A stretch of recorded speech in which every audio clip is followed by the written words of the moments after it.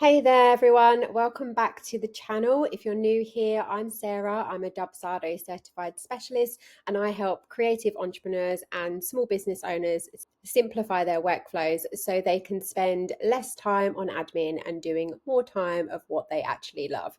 Today, I'm going to walk you through a Dubsado workflow audit case study. Recently, I worked with an amazing client who was feeling completely stuck. They'd set up their Dubsado themselves, but they couldn't get the workflows to they couldn't get them to work. Sound familiar? Stick around because I'm sharing exactly how we tackled this in just 45 minutes. So the first problem that the client was having is they had set up a lead capture form and they were using this lead capture form on their website as a contact form, but they were also trying to use the same lead capture form to get clients into the system from externally. So they were using the same scheduler in their workflow as they were trying to get it to work outside of the system. So it was creating duplicate projects because this lead capture form had the default workflow, social media management, attached to it, which is their inquiry workflow. And the scheduler they set up, it had this lead capture form. So they were sending out the scheduler, and then what it was doing was they were filling out this lead capture form and they were going through another workflow for the inquiry to send them out another scheduler. So it was duplicating the project. So the first thing that we did was we set up another lead capture form specifically that would be attached to the scheduler that didn't have any workflow attached, because the idea is they're coming through to them through email or through their email marketing, and they just wanted to be able to book the call, complete the scheduler, and then they would get the confirmation and the reminder emails. So what we did is we created another scheduler for this purpose, for them to be able to send out the direct link to the client. So they would be able to use this URL to send to clients. Another way that I like to do it is use this platform called short.io.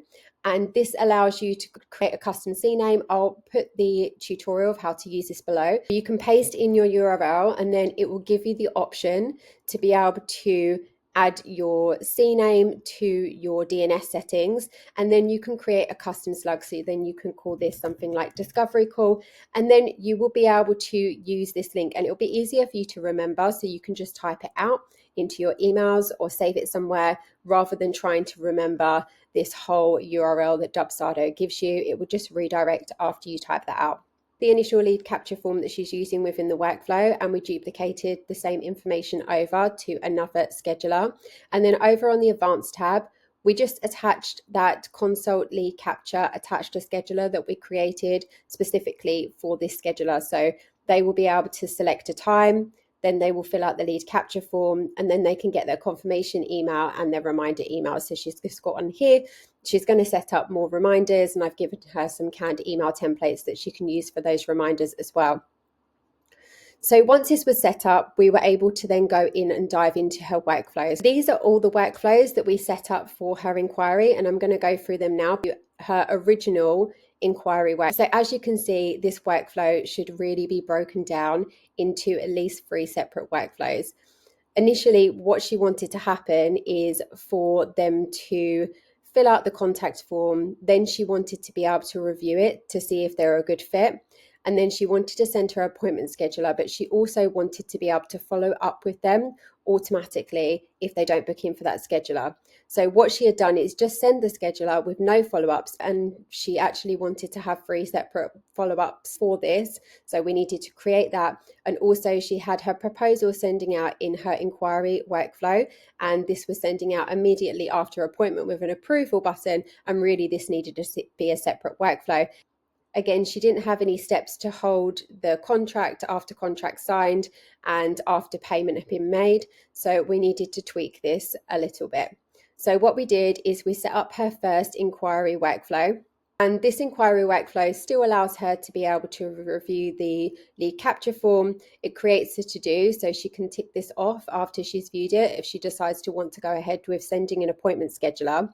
And then what this does is this will send out that free consultation And if they book this consultation, then they're going to get put into a project status. So we created some additional project statuses as well for call booked after the appointment has been scheduled, and then pause the workflow after the appointment has been scheduled. So if they don't book in for this consultation, then in 3 days, it's going to automatically start this workflow, which is going to then send out that second inquiry. So she has 2 different services here. So we've got different inquiry.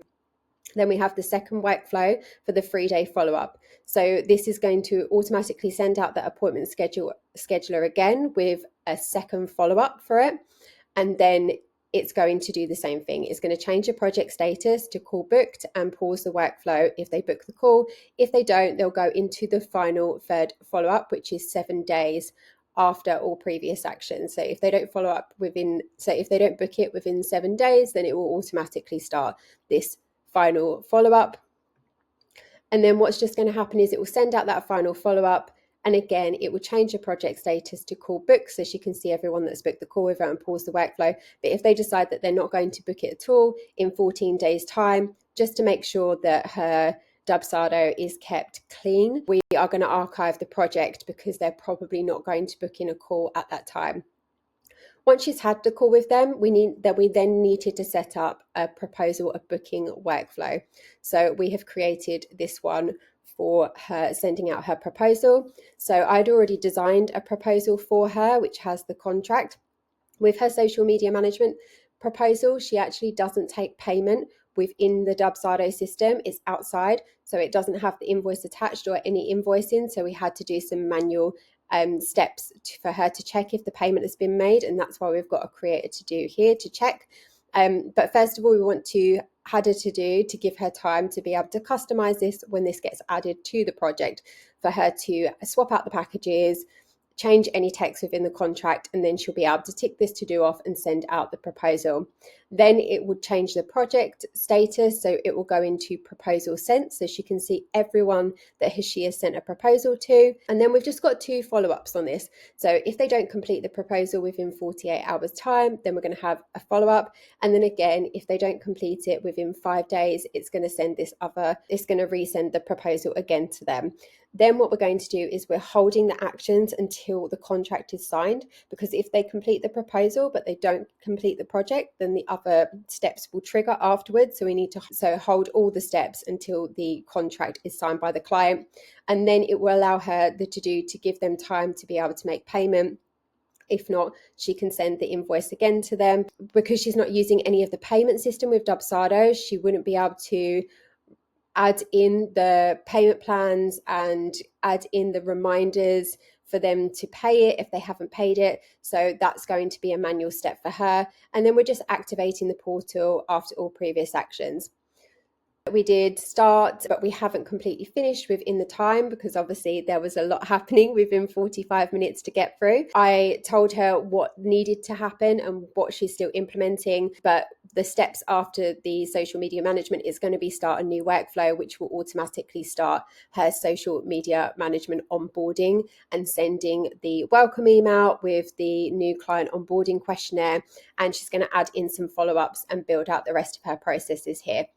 So now that we have these workflows set up, people will be able to come through her website or email her directly. She'll be able to send them the link for them to book in, and the project will be created in Dubsado. If they come through her website, then they will be able to get all of those follow-up emails, and everything will be automated for her, as well as sending out her proposal. Before we jumped into this Dubsado workflow audit, I actually designed a proposal for her, and she purchased one of my templates from my Dubsado shop, which I'll link below. And there is an add-on there where you can purchase customization. So she also purchased that. So I managed to upload all of her custom fonts and her branding. And for every single client that now comes along, all she has to do is edit the text within this, swap out the packages here, which she can easily do on the back end. And then she just gets to send this directly to the clients with her case studies and her frequently asked questions. So everything is now set up. She's just going to go through and add a couple of other things that I wrote in the notes after the Dubsado workflow audit that I gave her, and I linked her to a couple of other blogs that I have that are going to help her with other things, as well as giving her my canned email templates for all of the follow-ups that she can use within Dubsado. If you're feeling stuck with Dubsado workflows, don't hesitate to reach out. Whether it's just a quick audit or a full setup, I'm here to help. And if you have found this video helpful, don't forget to like, subscribe, and hit the notification bell so you never miss a tip.